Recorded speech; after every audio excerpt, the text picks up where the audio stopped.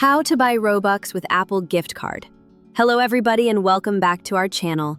In this video, I'm going to show you how to buy Roblox with your Apple gift card. So let's get started without any further ado. First of all, you need to redeem your Apple gift card into your Apple account, and here's how you can do it. Go ahead and open up your App Store on your mobile device, and then simply tap on your profile icon. Inside here, you will then be able to find an option that says Redeem your gift card or code. Simply tap onto it and then tap on Enter Code manually.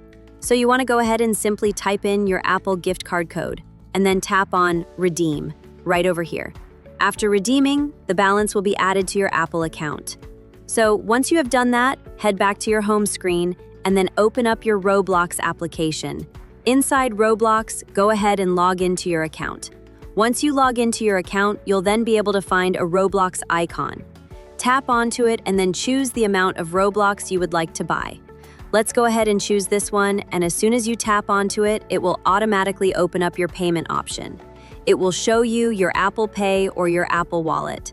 And that's it, guys. You have successfully used your Apple gift card to buy Robux. Thank you all for watching the video till the very end, and stay tuned until our next upload.